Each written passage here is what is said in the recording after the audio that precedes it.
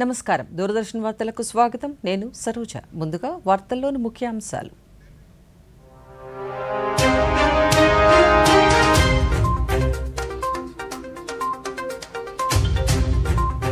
రేపటి నుంచి విదేశీ పర్యటనకు రాష్ట్రపతి ద్రౌపది ముర్ము ఫిజీ న్యూజిలాండ్ తూర్పు తిమోర్ దేశాలతో ద్వైపాక్షిక చర్చలు దివికేగిన దిగ్గజ నృత్య కళాకారిణి యామిని కృష్ణమూర్తి అనారోగ్యంతో తుది శ్వాస విడిచిన తెలుగు తేజం చేనేత కార్మికులకు ప్రభుత్వం అండగా ఉంటుందన్న హోంమంత్రి విశాఖలో నిర్వహించిన సారీ వాక్ లో పాల్గొన్న వంగలపూడి అనిత దేశవ్యాప్తంగా పలు రాష్ట్రాలలో కొనసాగుతున్న భారీ వర్షాలు వరదలు సహాయక చర్యలలో నిరంతరం శ్రమిస్తున్న ఆర్మీ యంత్రాంగం ఒలింపిక్స్ లో బ్రిటన్ను ఓడించి సెమీస్ కు చేరిన భారత్ హాకీ జట్టు హర్షం వ్యక్తం చేస్తున్న క్రీడాభిమానులు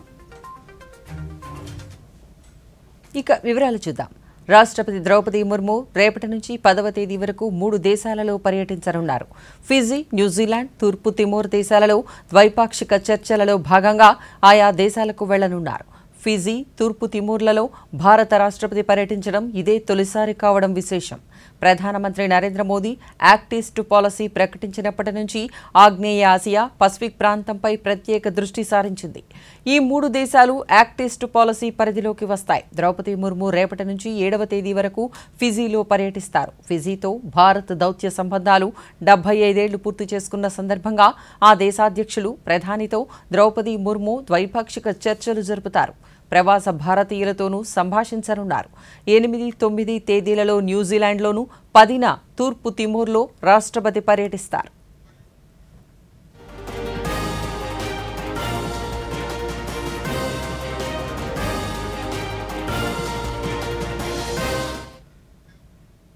కేంద్ర హోంమంత్రి అమిత్ షా ఈరోజు పంజాబ్లోని చండీగఢ్లో నూతన నేర న్యాయ చట్ట విధానాన్ని ఆవిష్కరించారు ఈ సందర్భంగా ఏర్పాటు చేసిన కార్యక్రమంలో ఆయన మాట్లాడుతూ మారుతున్న కాల పరిస్థితులకు అనుగుణంగా నేర న్యాయ చట్టాలను సవరించడంతో పాటు ఆధునిక సాంకేతిక పరిజ్ఞానాన్ని విస్తృత వినియోగంలోకి తీసుకురావడంతో బాధితులకు సత్వర న్యాయం జరిగే అవకాశాలు మెరుగవుతాయని తెలిపారు న్యాయ వ్యవస్థలో ఈ స్థాయి సాంకేతికతను అందిపుచ్చుకోవడంలో భారత్ అగ్రస్థానంలో ఉంటుందని భారత పౌరులందరికీ సమన్యాయం అందించాలన్న కేంద్ర ప్రభుత్వ సంకల్పానికి ఈ విధానాలు మచ్చుతునక అన్నారు न्याय की जगह अन्य रास्ते अपनाने का सबने शुरू कर दिया मैं तो राज्य में गृह मंत्री भी रहा हूं मुझे मालूम है लोगों का विश्वास ही धीरे धीरे सिस्टम पर से उठता जा रहा था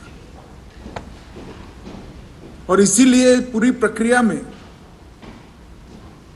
हमने एफआईआर जो बढ़ेगी इसकी गिनती की है उसमें सिर्फ आबादी की बढ़ोतरी की गिनती नहीं करी है इसके साथ एफआईआर रजिस्टर कराने का भी बढ़ोतरी होगा इसका भी गिनती किया है क्योंकि मैं मानता हूं ढेर सारी एफआईआर रजिस्टर ही नहीं होती क्योंकि न्याय ही नहीं मिलता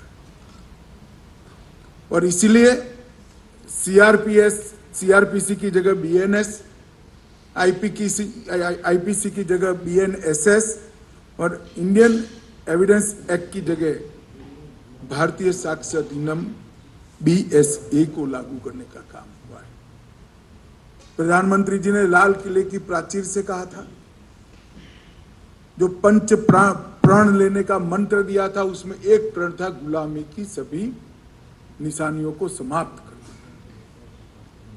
कोई आजाद देश कैसे आजाद माना जाता है जब उसका क्रिमिनल जस्टिस सिस्टम ही जब देश गुलाम हो तब की किसी और देश की संसद ने पारित किया है मैं गर्व से कह सकता हूं बीएनएस बीएनएसएस और बीएसए तीनों हमारे लोगों के चुने हुए प्रतिनिधियों ने भारत की संसद में और भारत के लोगों के लिए बनाए हुए कानून है इसमें भारत की భారతదేశం అంటే చీరకట్టు సంప్రదాయం గుర్తుకు వస్తుందని రాష్ట్ర హోంమంత్రి వంగలపూడి అనిత అన్నారు. చేనేత కార్మికులను ప్రోత్సహించేందుకు విశాఖ బీచ్ రోడ్లో ఈ రోజు శారీ వాక్ నిర్వహించారు. దాదాపు 8,000 మంది మహిళలు పాల్గొన్న ఈ కార్యక్రమంలో మంత్రి మాట్లాడుతూ చీర నేయడంలో చేనేత కార్మికుల కష్టం ఉంటుందని, ఆ కష్టానికి తగిన గిట్టుబాటు ధర అందించేందుకు వారి జీవితాలలో వెలుగులు నింపేందుకు రాష్ట్ర ప్రభుత్వం కృషి చేస్తోందని తెలిపారు.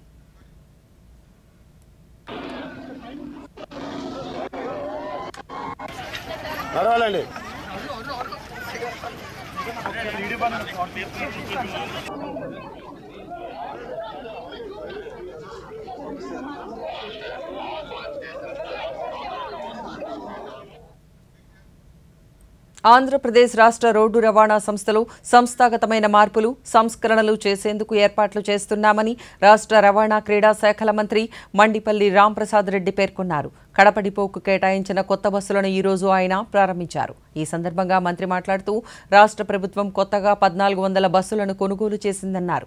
ఇప్పటికే 400 బస్సులను అందుబాటులోకి తెచ్చామన్నారు. ప్రజలకు మరింత మెరుగైన సేవలు అందించే విధంగా ఆర్టీసీని తీర్చిదిద్దుతామన్నారు. ఆంధ్ర రాష్ట్రంలో తెలుగుదేశం పార్టీ అధికారంలోకి వచ్చిన తర్వాత పెద్దలు నారా చంద్రబాబు నాయుడు గారి నాయకత్వంలో ఏ సంస్థలు దెబ్బతిన్నాయో, ఏ సంస్థలు నిర్వీర్యమైన గత 5 సంవత్సరాల్లో దానిలను గాడిలో పట్టే విధంగా ఈరోజు చర్యలు తీసుకుంటున్నాం. ముఖ్యంగా మన ఆంధ్రప్రదేశ్ రాష్ట్ర ప్రజల యొక్క జీవితాల్లో ఏపీఎస్ఆర్టీసీకి ఒక చిరస్మరణీయ స్థానం ఉంది. సూర్యుడు ఎక్కడి వరకు పోతాడో అక్కడ వరకు ఏపీఎస్ఆర్టీసీ బస్సు కుగ్రామాల్లో కూడా పర్యటిస్తుంది. ముఖ్యంగా పేద ప్రజలకు ఈరోజు మనం ఇస్తున్న బియ్యము, పెన్షన్ ఎలాగో ఏపీఎస్ఆర్టీసీ ప్రయాణం కూడా అంత గొప్పది కాబట్టి నిర్వీర్యమైన ఏపీఎస్ఆర్టీసీని గాడిలో పెట్టే విధంగా ఈరోజు ఈ రాష్ట్ర ప్రభుత్వం రవాణా శాఖ ఏపీఎస్ఆర్టీసీ చర్యలు తీసుకోవడం జరిగింది. దానిలో భాగంగానే సుమారు 1,400 బస్సులు ఈరోజు రోడ్లపైకి రావడం జరుగుతూ ఉంది. ఇది రాష్ట్ర పౌర సరఫరాల శాఖ మంత్రి నాదెండ్ల మనోహర్ ఈరోజు గుంటూరు జిల్లా పెదరావూరు గ్రామంలో గృహ నిర్మాణ లబ్ధిదారుల అవగాహన సదస్సులో పాల్గొన్నారు. నిర్మాణంలో ఉన్న గృహాలను పరిశీలించి అధికారులతో చర్చించారు. అనంతరం లబ్ధిదారులతో నేరుగా మాట్లాడి వారి సమస్యలు తెలుసుకున్నారు. ఈ సందర్భంగా ఆయన మాట్లాడుతూ గత ప్రభుత్వం పేదలకు ఇళ్ల పట్టాలిచ్చినా ఇళ్ల నిర్మాణాన్ని పూర్తిగా అలక్ష్యం చేసిందన్నారు. ఇళ్ల స్థలాల పంపిణీలో జరిగిన అక్రమాలపై కఠిన చర్యలు తీసుకుంటామన్నారు. ఇళ్ల స్థలం ఉంది అని చెప్పారు కానీ చూపించలేదు. వాళ్ళకి 2-3 కౌంటర్లు ఏర్పాటు చేస్తాం. అధికార యంత్రాంగం నుంచి సరైన సమాధానం రాలేదనే ఆవేదన, బాధ చాలా మందిలో ఉంది. 3,792 మంది లబ్ధిదారుల్ని ఇక్కడ గుర్తించి ఇళ్ల స్థలం ఇస్తామని చెప్పారు. అందులో ఇప్పటివరకు కేటాయించింది 1,800 మందికే. 4 సంవత్సరాల్లో కూడా 1,800లో కట్టుకుంది కాస్త కేవలం 429 మంది. నెల రోజుల్లోనే వాటిని సర్దిద్దుకుని మీకు ఇబ్బంది కలగకుండా ఖచ్చితంగా మీకు న్యాయం జరిగేటట్టు ఏదైతే మీరు కలగన్నారో సొంత గృహ నిర్మాణం చేసుకోవాలన్న తపనతోటి పాపం ఇంతమంది ఆవేదనతోటి ఈరోజు వచ్చారో వాళ్ళందరికీ న్యాయం చేసే బాధ్యత ఈ ప్రభుత్వం తీసుకుంటుందని మనస్ఫూర్తిగా నేను మీకు హామీ ఇస్తున్నాను. చాలా మంది మహిళల ఆవేదన పడింది, కనీసం వీధి దీపాలు లేవని. 399 కోట్ల రూపాయలతోటి ఈ భూములు కొన్నారు. వీళ్ళు హడావిడిగా వాళ్ళు దోచుకోవడానికి చేసిన కార్యక్రమం తప్ప పేదవాళ్ళ కోసం చేసిన కార్యక్రమం కాదు. ఎందుకంటే మున్సిపాలిటీ నుంచి మనం రోడ్లు వేయడానికి సిద్ధమైన లేఅవుట్లోనేమో ప్రపంచంలోనే శక్తివంతమైన 3వ ఆర్థిక వ్యవస్థగా భారత్ అవతరించడానికి మరెంతో కాలం పట్టదని కేంద్ర ఉక్కు, భారీ పరిశ్రమల శాఖ సహాయ మంత్రి భూపతిరాజు శ్రీనివాస్ వర్మ పేర్కొన్నారు. ఈ రోజు ఆయన తిరుమల శ్రీవారిని కుటుంబ సమేతంగా దర్శించుకున్నారు. అనంతరం ఆలయం వెలుపల మీడియాతో మాట్లాడుతూ రాష్ట్రంలో ప్రభుత్వం నుంచి ఔత్సాహిక పారిశ్రామికవేత్తలకు అన్ని ప్రోత్సాహకాలు అందిస్తామన్నారు. దేవాలయాల సంరక్షణ, పునరుద్ధరణకు ప్రాధాన్యతనిస్తామన్నారు. తిరుపతి రావడం జరిగింది. దైవ దర్శనం పూర్తి చేసుకోవడం జరిగింది. వెంకటేశ్వరుని ఆశీస్సులు తీసుకోవడం జరిగింది. ఆంధ్రప్రదేశ్కి మంచి రోజులు ప్రారంభమయ్యాయి. ఏదైతే ఎన్డీఏ ఆధ్వర్యంలో కేంద్రంలో నరేంద్ర మోడీ గారి నాయకత్వంలో, రాష్ట్రంలో చంద్రబాబు నాయుడు గారు, పవన్ కళ్యాణ్ గారి నాయకత్వంలో, ఎన్డీఏ పక్షాల కూటమి ఆధ్వర్యంలో భారతదేశం అదేవిధంగా ఆంధ్రప్రదేశ్ త్వరితగతిన పెద్ద ఎత్తున అభివృద్ధి చెందాలని భగవంతుని ప్రార్థించడం జరిగింది. భారతదేశం అతి త్వరలోనే రాష్ట్రీయ మూడవ ఆర్థిక వ్యవస్థకు చేరాలని, అలాగే గత 5 సంవత్సరాలుగా అభివృద్ధికి నోచుకున్నటువంటి ఆంధ్రప్రదేశ్ రాష్ట్రం రాబోయేటువంటి 5 సంవత్సరాల్లో పెద్ద ఎత్తున అభివృద్ధి చెందాలి. అన్ని రకాలుగా కూడా రాజధాని కానివ్వండి, పోలవరం ప్రాజెక్టు కానివ్వండి, పరిశ్రమలు ఆంధ్రప్రదేశ్ నుంచి తరలి వెళ్ళిపోయినటువంటి సందర్భంలో ఆ పరిశ్రమల్ని తిరిగి ఆంధ్రప్రదేశ్కి తీసుకొచ్చేటువంటి విషయంలో, కొత్త పరిశ్రమలు ఆంధ్రప్రదేశ్లో స్థాపించేటువంటి విషయంలో వెంకటేశ్వర స్వామి ఆశీస్సుల్ని కోరడం జరిగింది. తప్పనిసరిగా రాబోయేటువంటి రోజుల్లో ఆంధ్రప్రదేశ్లో దేవాలయాలకు కూడా పెద్ద ఎత్తున రక్షణ కల్పించడంతో పాటు గత 5 సంవత్సరాలుగా ఆంధ్రప్రదేశ్కి ఒక రాష్ట్రంలో ఇళ్లు లేని అర్హులైన పేదలందరికీ ఇళ్లు నిర్మిస్తామని రాష్ట్ర గృహ నిర్మాణ శాఖ, సమాచార శాఖ మంత్రి కొలుసు పార్థసారథి తెలిపారు. ఈ రోజు ఆయన తిరుమల శ్రీ వెంకటేశ్వర స్వామిని దర్శించుకున్నారు. అనంతరం మీడియాతో మాట్లాడుతూ టిడ్కో ఇళ్ల నిర్మాణాన్ని సత్వరమే పూర్తి చేసేందుకు చర్యలు చేపడతామన్నారు. ఈఎంఐ పద్ధతిలో లబ్ధిదారులు తమ వాటాను చెల్లించేందుకు అవకాశం కల్పిస్తామన్నారు. ఇల్లు వాళ్ళని, అదేవిధంగా పేదవాళ్ళకితో పాటు జర్నలిస్టులకి, మిడిల్ ఇన్కమ్ గ్రూప్ వాళ్ళకి, లోయర్ ఇన్కమ్ గ్రూప్ వాళ్ళకి కూడా సరసమైన ధరలకి ఇల్లు అందించాలని చెప్పేసి ప్రభుత్వం నిర్ణయం తీసుకుంది. మరి ఈ రాష్ట్ర అభివృద్ధి కోసం, రాష్ట్ర సమస్యల నుంచి ఈ రాష్ట్రాన్ని కాపాడాలనే కష్టపడుతున్న ముఖ్యమంత్రి గారు, ఉప ముఖ్యమంత్రి గారు, లోకేష్ గారు, వీరికి తోడు దైవశక్తి కూడా తోడివారని, ఆ ఏడుకొండవాడు సహకారిగా ఉండాలని ఏడుకొండవాడిని మొక్కున్నాను. ఇంకో ఇల్లు కానివ్వండి, పిఎంఏవైలో నిర్మాణం సగంలో ఉన్న ఇల్లు కానివ్వండి, ఒక టార్గెట్ పెట్టుకుని వాటన్నిటిని కూడా పూర్తి చేయాలని చెప్పేసి ముఖ్యమంత్రి గారు మా శాఖలకు ఆదేశాలు జారీ చేయడం జరిగింది. ఆయన ఆదేశాలకు అనుగుణంగా తప్పకుండా 1 సంవత్సరం లోపల పిఎంవైలో ఏదైతే ప్రోగ్రెస్లో ఉన్నావో ఆ ఇళ్ళని కానివ్వండి, టిడ్కో ఇళ్ళని కానివ్వండి, అందరికీ ఉపాధి కల్పించడమే ధ్యేయంగా పాలన సాగుతోందని రాష్ట్ర బీసీ సంక్షేమ చేనేత జౌళి శాఖ మంత్రి ఎస్ సవిత తెలిపారు. ఖాదీ గ్రామీణ పరిశ్రమల బోర్డు ఆధ్వర్యంలో నిరుద్యోగులకు ఉపాధి అవకాశాలు కల్పిస్తున్నామన్నారు. ఇందుకోసం ప్రతి జిల్లాలోనూ శిక్షణా కేంద్రాలు ఏర్పాటు చేస్తున్నట్లు ఆమె వెల్లడించారు. గుంటూరు జిల్లా మంగళగిరిలోని AP khadi village industries board కార్యాలయాన్ని మంత్రి సవిత నిన్న తనిఖీ చేశారు. ఈ సందర్భంగా ఆమె మీడియాతో మాట్లాడుతూ గడచిన 5 ఏళ్లలో రాష్ట్రంలో ఉద్యోగాల భర్తీ, ఉపాధి కల్పన లేకపోవడంతో యువత తీవ్ర ఆవేదనకు గురయ్యారన్నారు. ఈ పరిస్థితి నుంచి యువతను బయటపడేసేందుకు తమ వంతు ప్రయత్నాలు చేస్తున్నామని మంత్రి సవిత స్పష్టం చేశారు. గాంధీ గారి సిద్ధాంతాలతోనే మన చంద్రబాబు నాయుడు గారు గాంధీ గారి బాటలోనే వెళ్ళాలనే ఆలోచనతోనే చంద్రబాబు నాయుడు గారి ఆలోచన అంతా గత 45 రోజులుగా మేము పరిపాలనలోకి వచ్చాం. పరిపాలన వచ్చిన రోజు నుంచి కూడా చంద్రబాబు నాయుడు గారు ఒకటే చెప్తున్నారు, అభివృద్ధి ధ్యేయంగా పనిచేయండి, కక్ష సాధింపు చర్యలకు వెళ్ళొద్దండి. మనకు ప్రజలు సంపూర్ణమైన మెజార్టీ ఇచ్చారు. ప్రజలు మనం రాష్ట్ర రాజధాని అమరావతి నిర్మాణంతో పాటు పోలవరం ప్రాజెక్టును త్వరితగతిన పూర్తి చేసేందుకు కేంద్ర ప్రభుత్వం సహకారం అందిస్తుందని బీజేపీ నాయకులు నల్లారి కిరణ్ కుమార్ రెడ్డి తెలిపారు. చిత్తూరు జిల్లా పలమనేరుకు విచ్చేసిన సందర్భంగా ఆయన మీడియాతో మాట్లాడుతూ ఇప్పటికే కేంద్ర ప్రభుత్వం రాజధాని నిర్మాణానికి 15,000 కోట్లు ప్రకటించిందన్నారు. పోలవరం నిర్మాణం పూర్తయితే రాష్ట్రంలో లక్షల ఎకరాలకు మేలు జరుగుతుందన్నారు.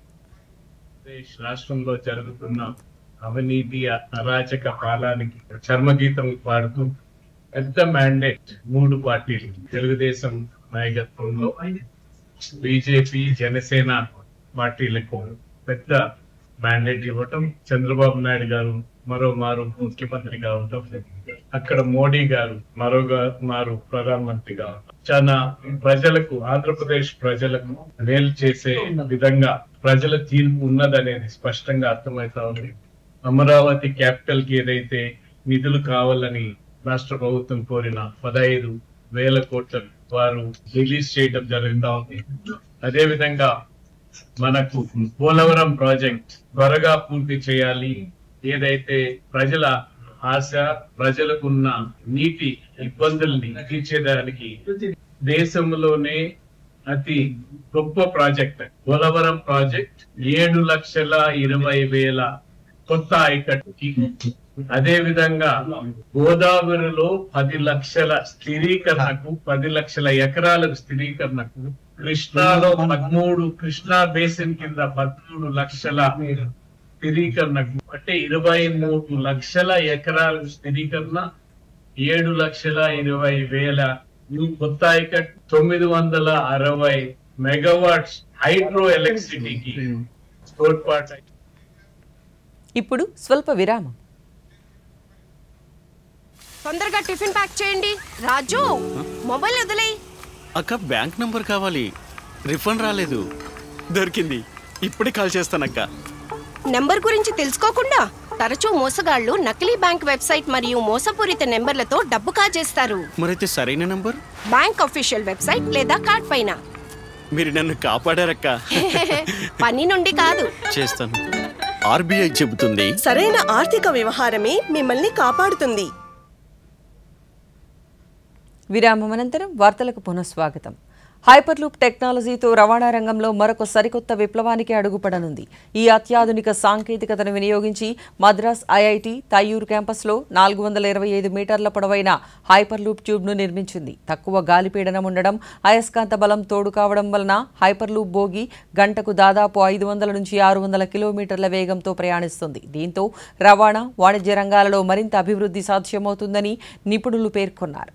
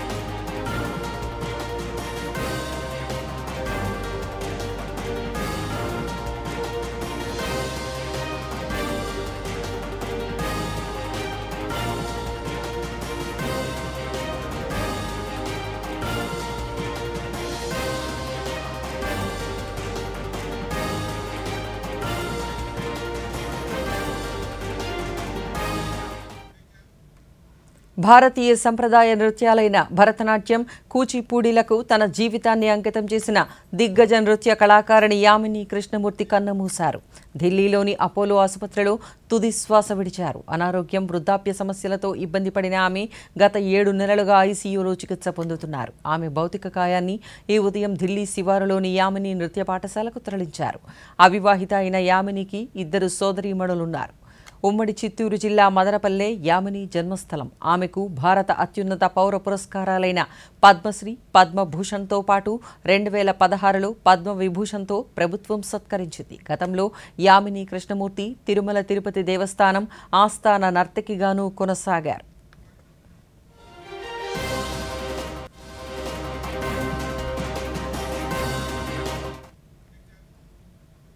ప్రఖ్యాత భరతనాట్య విద్వాంసురాలు యామిని కృష్ణమూర్తి మృతితో యావత్ కళారంగం విషాదానికి లోనైంది. పూర్వ ఉపరాష్ట్రపతి ఎం వెంకయ్యనాయుడు, రాష్ట్ర గవర్నర్ అబ్దుల్ నజీర్ ఎక్స్ వేదికగా శ్రద్ధాంజలి ఘటించారు.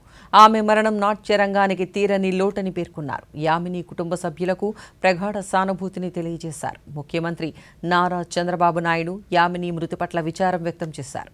నాట్యరంగంలో ఆమె శిఖర సమానురాలని కొనియాడారు. మాజీ ముఖ్యమంత్రి వైఎస్ జగన్మోహన్ రెడ్డి ఎక్స్లో అంజలి ఘటించారు. తెలుగు రాష్ట్రాలకు లభించిన అరుదైన వనరు యామిని కృష్ణమూర్తి అని ప్రశంసించారు. కేంద్ర సంగీత నాటక అకాడమీ, అనుబంధ సంస్థలు తీవ్ర సంతాపం వ్యక్తం చేశాయి.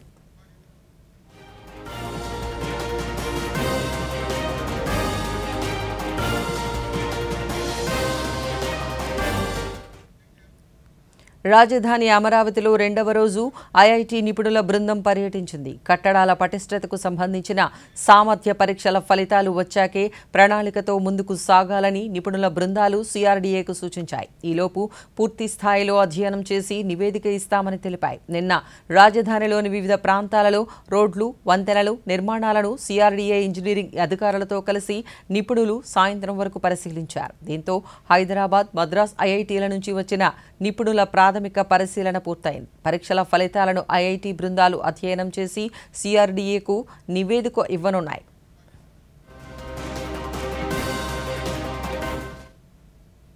డాక్టర్ వైఎస్ఆర్ ఆరోగ్య విజ్ఞాన విశ్వవిద్యాలయాన్ని డాక్టర్ ఎన్టీఆర్ ఆరోగ్య విజ్ఞాన విశ్వవిద్యాలయంగా పేరు మార్చారు. డాక్టర్ వైఎస్ఆర్ ఆరోగ్య విశ్వవిద్యాలయం సవరణ చట్టం 2024 ఈ నెల 3వ తేదీ నుంచి అమలులోకి వచ్చింది.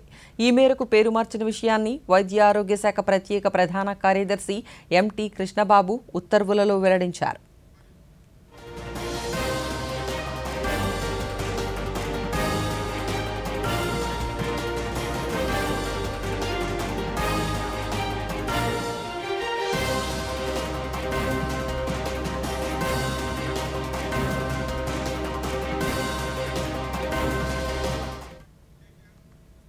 కృష్ణా జిల్లా దొండపాడు ప్రాథమిక ఆరోగ్య కేంద్రానికి జాతీయ నాణ్యతా ప్రమాణాల హామీ NQAS 95% స్కోర్తో ఉత్తమ ప్రాథమిక ఆరోగ్య కేంద్రంగా ఎంపిక కావడంపై సర్వత్రా హర్షం వ్యక్తమవుతోంది. కేంద్ర ఆరోగ్య శాఖ ఆధ్వర్యంలోని నేషనల్ క్వాలిటీ అష్యూరెన్స్ స్టాండర్డ్స్ 6 ప్రజా ఆరోగ్య సౌకర్యాలను పరిశీలించి ఈ అవార్డుకు ఎంపిక చేసింది. రోగులకు మెరుగైన వైద్య సేవలు అందిస్తున్నామని వైద్యాధికారి దీప్తి తెలిపారు. జాతీయ నాణ్యతా ప్రమాణాలకు అనుగుణంగా వైద్య ఆరోగ్య సేవలను మెరుగుపరుస్తున్నట్లు ఆమె తెలిపారు.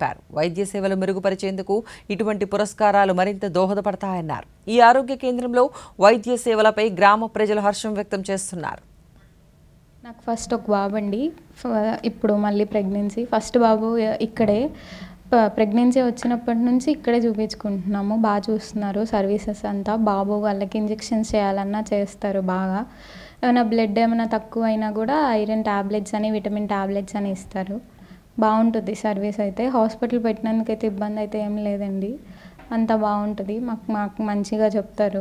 పెద్దవాళ్ళకు కూడా ఏమైనా ఇంజెక్షన్స్ లాంటివి ఏమైనా చేయాలన్నా చెప్తారు. షుగర్ టెస్ట్ అవి చేస్తారు. హైట్ వెయిట్ చెక్ చేస్తారు. బీపీఐ చెక్ చేస్తారు. బ్లడ్ టెస్ట్ అవన్నీ చెక్ చేస్తారు. నేను వారం నెలలో ఒకసారి వస్తూ ఉంటాను. మందులు పట్టుకెళ్తూ ఉంటాను. బాగానే చూస్తున్నారు. నాకు బీపీ షుగర్ ఉంది. హార్ట్ ఆపరేషన్ జరిగింది నాకును. ఈ మందులు కొన్ని బయటకెళ్తాను, కొన్ని బయట తెచ్చుకుంటాను. బాగానే జరుగుతాను. బాగానే చూస్తున్నారు. సర్వీస్ బాగానే ఉంది. అన్ని రకాలుగా బాగుంది. ఇక్కడ అందరికీ ఇదిగా ఉంది. బాగుంది అన్ని రకాలుగా. బాగానే చూస్తారు. అవసరమైతే ఇంటికి వచ్చారు. ఒకసారి కళ్ళజోడు కావాలంటే ఇచ్చారు. కళ్ళజోడు ఆపరేషన్ చేసుకుందామని చెప్పి అనుకున్నాను. ఓవరాల్గా 97% మార్క్స్ ఇవ్వడం జరిగింది. దాంట్లో మేము చూపించింది ఏంటంటే నేషనల్ హెల్త్ అవార్డ్ అంటే నేషనల్ అవార్డ్ ఇన్ ఎన్క్వాజ్ ఎవరికి ఇస్తారంటే ఎవరైతే హెల్త్ కేర్ ఇన్స్టిట్యూషన్స్ వాళ్ళు health standards and national quality standards maintain చేస్తారో వాళ్ళకి నేషనల్ అవార్డ్ అనేది యూజువల్గా వస్తుంది. దాంట్లో మేము ఇది 3 లెవెల్స్లో ఉంటుందండి అసెస్మెంట్ అనేది. అది ఏంటంటే విశాఖపట్నం రైల్వే స్టేషన్లో ఆగి ఉన్న రైలులో మంటలు చెలరేగాయి. కోర్బా నుంచి విశాఖ చేరుకున్న తిరుమల ఎక్స్ప్రెస్ రైలు ఏసీ బోగీలలో ఈ మంటలు వ్యాపించాయి. ఈ ప్రమాదంలో 3 ఏసీ బోగీలు పూర్తిగా దగ్ధమయ్యాయి. దీంతో రైల్వే స్టేషన్ ఆవరణలో పెద్ద ఎత్తున పొగలు వ్యాపించాయి. ఆ సమయంలో రైలులో ప్రయాణికులెవరూ లేకపోవడంతో పెను ప్రమాదం తప్పింది. రైల్వే సిబ్బంది మంటలను అదుపులోకి తీసుకురావడంతో విశాఖ రైల్వే స్టేషన్లో పరిస్థితులు సాధారణ స్థితికి వచ్చాయి.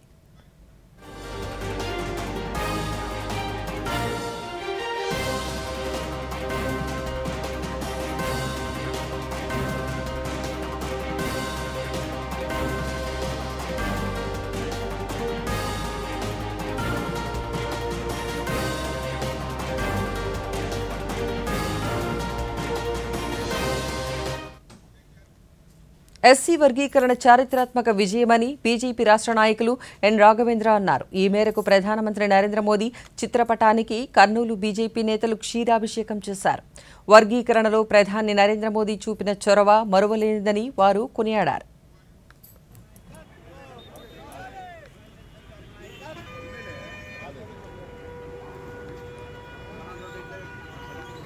ముప్పై ఏళ్ల చరిత్రలో కనీవిని ఎరగని పండగ అనుకోవచ్చు. మనము ఎస్సీ వర్గీకరణ కోసము ఎన్నో ప్రభుత్వాలు వాళ్ళు ఎస్సీలు ఎన్నోసార్లు మొర్రపెట్టుకున్నా కానీ ఇంతవరకు కూడా వాళ్ళకి న్యాయం జరగలేదు.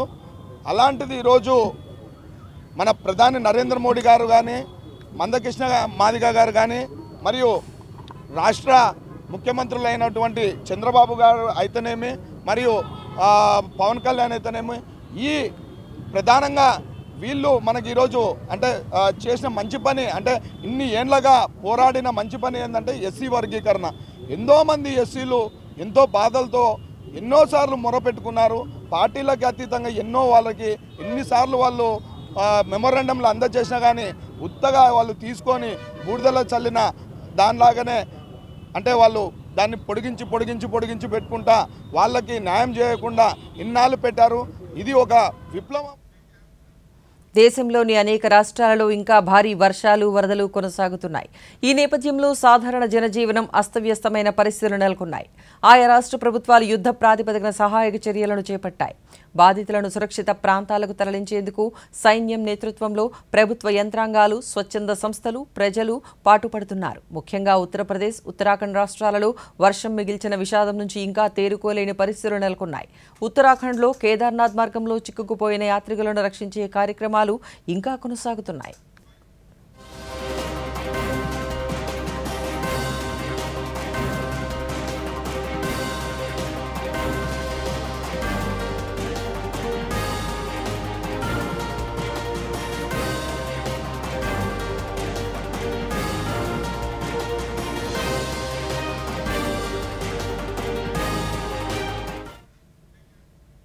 పశ్చిమ బెంగాల్ను సైతం భారీ వర్షాలు వణికిస్తున్నాయి. హుగ్లీ జిల్లాలో కురిసిన భారీ వర్షాల కారణంగా ఇళ్లు నేలమట్టం కావడంతో పాటు భారీ వృక్షాలు సైతం నేలకూలాయి. గత 3 రోజులుగా కురుస్తున్న వర్షాల కారణంగా జూమీ నదిలో ప్రమాద స్థాయిలో నీరు చేరింది. ఈ కారణంగా మెదినీపూర్ జిల్లాలో వరదలు సంభవించాయి. ఈ నేపథ్యంలో దాదాపు 12 చెక్క వంతెనలు కొట్టుకుపోయాయి. దీనితో నదికి సమీపంలో ఉండే ప్రాంతాలకు రవాణా స్తంభించింది. కలకత్తా ఎయిర్పోర్ట్లో రన్వేపై నీరు చేరడంతో విమానాల రాకపోకలకు అంతరాయం ఏర్పడింది. రన్వే ప్రాంతంలో నీటిని తొలగించేందుకు అధికారులు శ్రమిస్తున్నారు.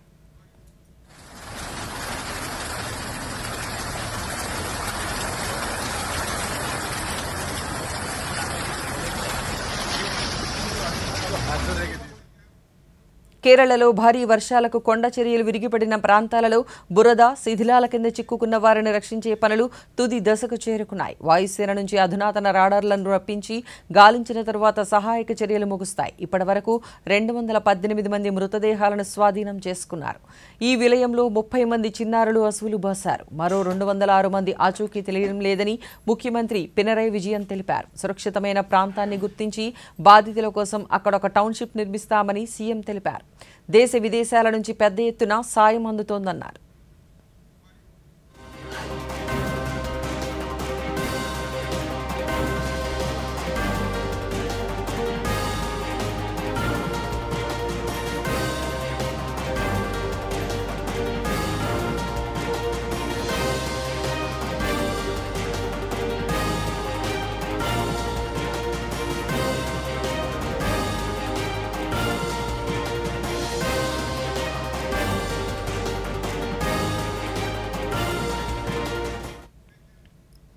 ప్యారిస్ ఒలింపిక్స్లో హాకీలో భారత పురుషుల జట్టు సెమీస్కు చేరుకుంది. ఒలింపిక్స్లో ప్రారంభం నుంచి దూకుడుతో కొనసాగుతున్న భారత హాకీ జట్టు ఈరోజు క్వార్టర్ ఫైనల్లో ప్రపంచంలో 2వ స్థానంలో ఉన్న బ్రిటన్ను ఓడించి సెమీస్కు చేరింది. సెమీస్కు భారత్ హాకీ జట్టు చేరుకోవడం పట్ల క్రీడాభిమానులు హర్షం వ్యక్తం చేస్తున్నారు.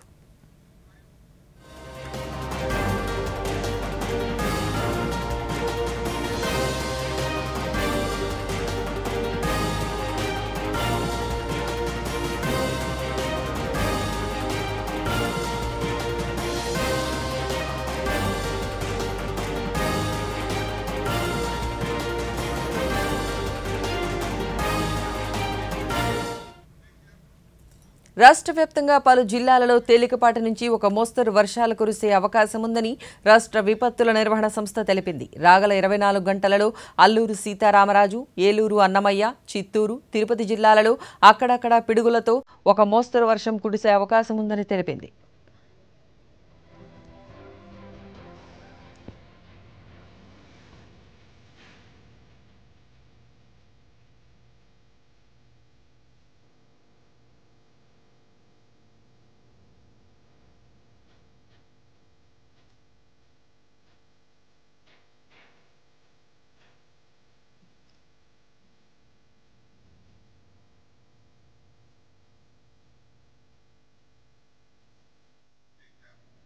ఈ వార్తలు ఇంతటితో సమాప్తం. నమస్కారం.